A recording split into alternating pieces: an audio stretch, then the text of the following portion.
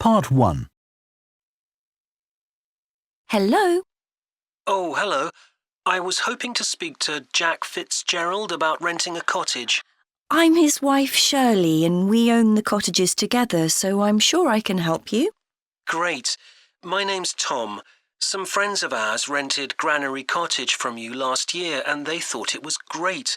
So my wife and I are hoping to come in May for a week. What date did you have in mind? The week beginning the 14th, if possible. I'll just check. I'm sorry, Tom, it's already booked that week. It's free the week beginning the 28th, though, for 7 nights. In fact, that's the only time you could have it in May. Oh, well, we could manage that, I think. We'd just need to change a couple of things. How much would it cost? That's the beginning of high season, so it'd be £550 for the week. Ah, that's a bit more than we wanted to pay, I'm afraid. We've budgeted up to £500 for accommodation. Well, we've just finished converting another building into a cottage, which we're calling Cherville Cottage. Sorry, what was that again? Cherville. Cherv for Victor, IL. Oh, that's a herb, isn't it? That's right. It grows fairly wild around here. You could have that for the week you want for £480. OK, so could you tell me something about it, please? Of course. The building was built as a garage. It's a little smaller than Granary Cottage. So that must sleep 2 people as well. That's right. There's a double bedroom. Does it have a garden? Yes, you get to it from the living room through French doors, and we provide 2 deck chairs. We hope to build a patio in the near future, but I wouldn't like to guarantee it'll be finished by May. OK. The front door opens onto the old farmyard, and parking isn't a problem. There's plenty of room at the front for that. There are some trees and potted plants there. What about facilities in the cottage? It has standard things like a cooker and fridge, I presume. In the kitchen area, there's a fridge freezer, and we've just put in an electric cooker. Is there a washing machine? Yes. There's also a TV in the living room, which plays DVDs too. The bathroom is too small for a bath, so there's a shower instead. I think a lot of people prefer that nowadays anyway. It's more environmentally friendly, isn't it? Unless you spend half the day in it. Exactly. What about heating? It sometimes gets quite cool at that time of year. There's central heating, and if you want to light a fire, there's a stove. We can provide all the wood you need for it. It smells so much nicer than coal, and it makes the room very cosy. We've got one in our own house. That sounds very pleasant. Perhaps we should come in the winter to make the most of it. Yes, we find we don't want to go out when we've got the fire burning. There are some attractive views from the cottage which I haven't mentioned. There's a famous stone bridge. It's one of the oldest in the region, and you can see it from the living room. It isn't far away. The bedroom window looks in the opposite direction and has a lovely view of the hills and the monument at the top. Well, that all sounds perfect. I'd like to book it, please. Would you want a deposit? Yes, we ask for 30% to secure your booking, so that'll be £144. And when would you like the rest of the money? You're coming in May, so the last day of March, please. Fine. Excellent. Could I just take your details so that I can... Part 2. Right, next on the agenda we have traffic and highways. Councillor Thornton. Thank you. Well, we now have the results of the survey carried out last month about traffic and road transport in the town. People were generally satisfied with the state of the roads. There were 1 or 2 complaints about potholes, which will be addressed, but a significant number of people complained about the increasing number of heavy vehicles using our local roads to avoid traffic elsewhere. We'd expected more complaints by commuters about the reduction in the train service, but it doesn't seem to have affected people too much. The cycle path that runs alongside the river is very well used by both cyclists and pedestrians since the surface was improved last year, but overtaking can be a problem, so we're going to add a bit on the side to make it wider. At some stage, we'd like to extend the path so that it goes all the way through the town, but that won't be happening in the immediate future. The plans to have a pedestrian crossing next to the post office have unfortunately had to be put on hold for the time being. We'd budgeted for this to be done this financial year, but then there were rumours that the post office was going to move, which would have meant there wasn't really a need for a crossing.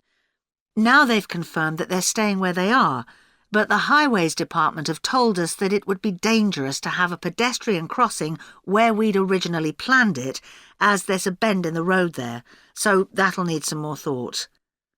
On Station Road, near the station and level crossing, drivers can face quite long waits if the level crossing's closed, and we've now got signs up requesting them not to leave their engines running at that time.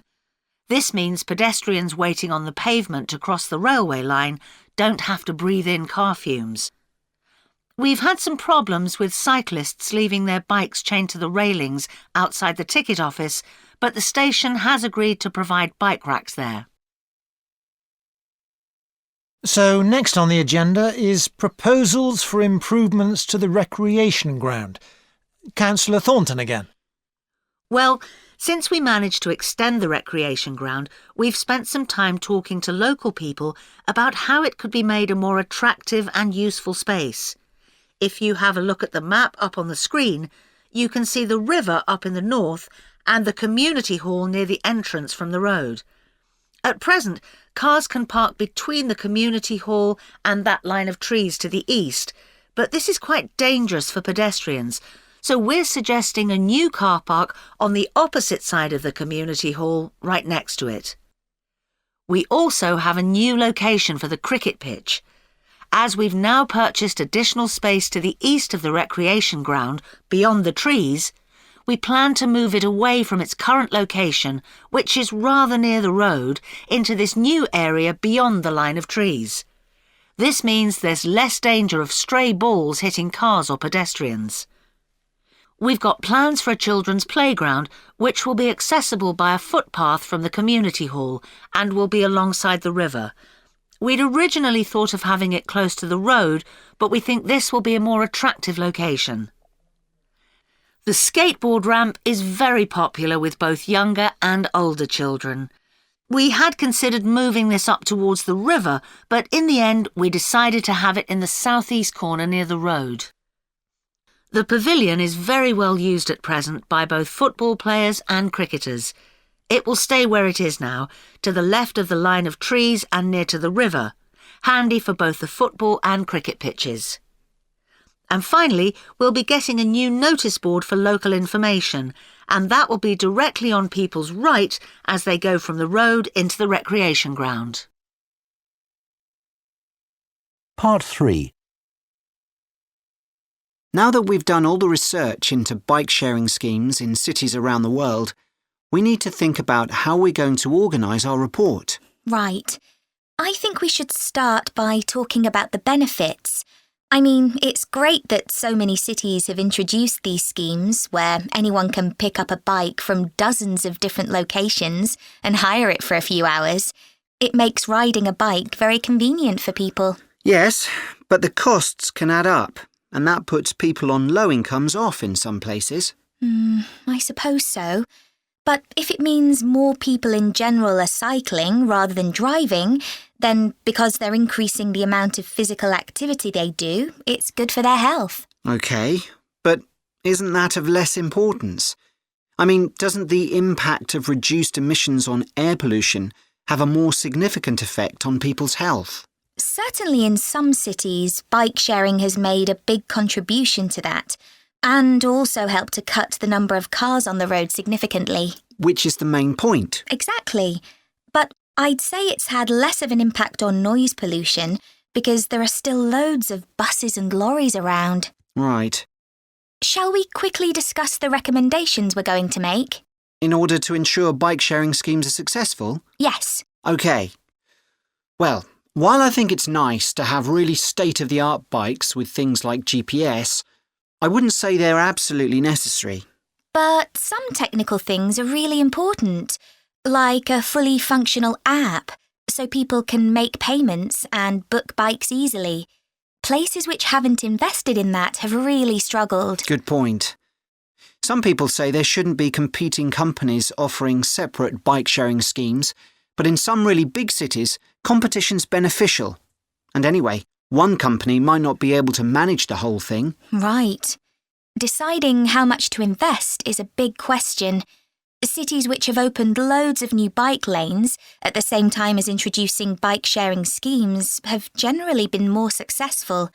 But there are examples of successful schemes where this hasn't happened.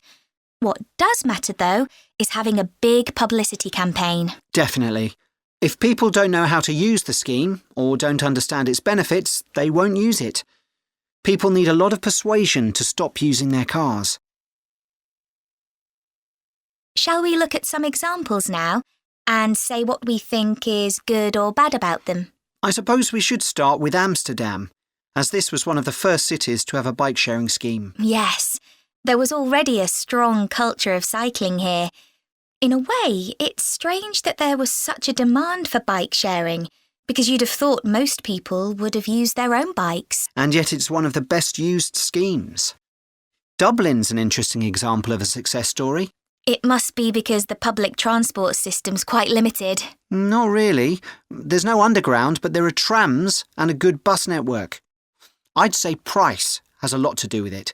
It's one of the cheapest schemes in Europe to join. But the buses are really slow. Anyway, the weather certainly can't be a factor. No, definitely not.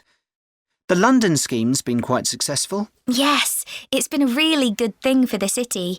The bikes are popular and the whole system is well maintained, but it isn't expanding quickly enough. Basically, not enough's been spent on increasing the number of cycle lanes. Hopefully that'll change. Yes. Now, what about outside Europe? Well, bike-sharing schemes have taken off in places like Buenos Aires. They built a huge network of cycle lanes to support the introduction of the scheme there, didn't they? It attracted huge numbers of cyclists where previously there were hardly any. An example of good planning. Absolutely. New York is a good example of how not to introduce a scheme. When they launched it, it was more than 10 times the price of most other schemes. More than it costs to take a taxi. Crazy. I think the organisers lacked vision and ambition there. I think so too. Sydney would be a good example to use. I would have expected it to have grown pretty quickly here. Yes. I can't quite work out why it hasn't been an instant success like some of the others. It's a shame, really. I know. OK, so now we've thought about all those... Part 4. One of the most famous cases of extinction is that of a bird known as the dodo. In fact, there's even a saying in English, as dead as the dodo, used to refer to something which no longer exists. But for many centuries, the dodo was alive and well, although it could only be found in one place, the island of Mauritius in the Indian Ocean. It was a very large bird, about 1 metre tall, and over the centuries it had lost the ability to fly, but it survived happily under the trees that covered the island. Then, in the year 1507, the first Portuguese ships stopped at the island. The sailors were carrying spices back to Europe and found the island a convenient stopping place where they could stock up with food and water for the rest of the voyage, but they didn't settle on Mauritius.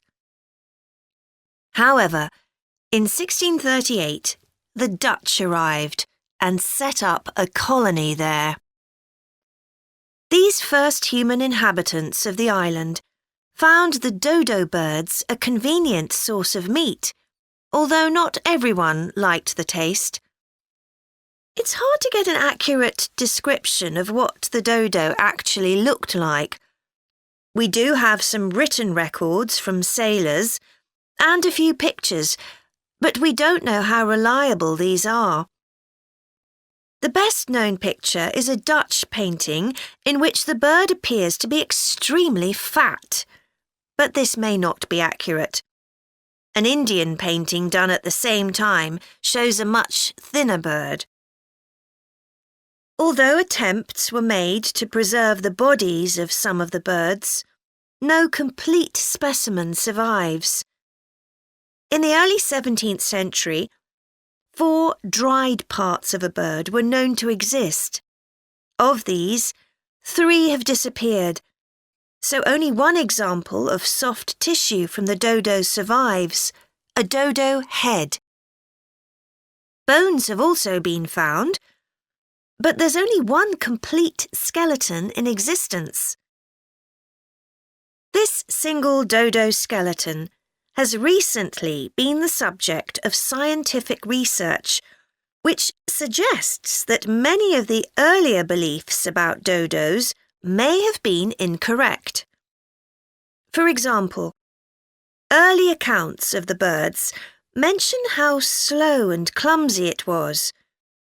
But scientists now believe the bird's strong knee joints would have made it capable of movement which was not slow, but actually quite fast. In fact, one 17th century sailor wrote that he found the birds hard to catch. It's true that the dodo's small wings wouldn't have allowed it to leave the ground, but the scientists suggest that these were probably employed for balance while going over uneven ground. Another group of scientists carried out analysis of the dodo's skull. They found that the reports of the lack of intelligence of the dodo were not borne out by their research, which suggested the bird's brain was not small, but average in size. In fact, in relation to its body size, it was similar to that of the pigeon, which is known to be a highly intelligent bird. The researchers also found that the structure of the bird's skull suggested that one sense which was particularly well developed was that of smell. So the dodo may also have been particularly good at locating ripe fruit and other food in the island's thick vegetation. So it looks as if the dodo was better able to survive and defend itself than was originally believed. Yet, less than 200 years after Europeans first arrived on the island, they had become extinct. So what was the reason for this? For a long time it was believed that the dodos were hunted to extinction. But scientists now believe the situation was more complicated than this. Another factor may have been the new species brought to the island by the sailors. These included dogs, which would have been a threat to the dodos, and also monkeys, which ate the fruit that was the main part of the dodo's diet. These were brought to the island deliberately. But the ships also brought another type of creature, rats, which came to land from the ships and rapidly overran the island.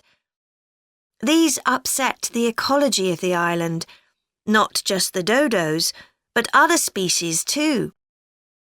However, they were a particular danger to the dodos because they consumed their eggs.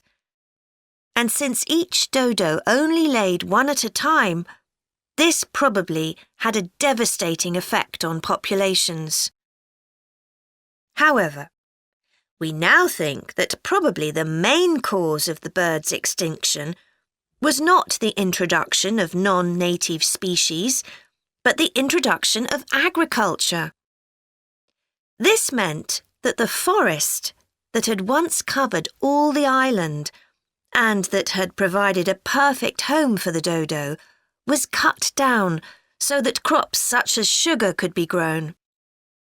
So, although the dodo had survived for thousands of years, suddenly it was gone.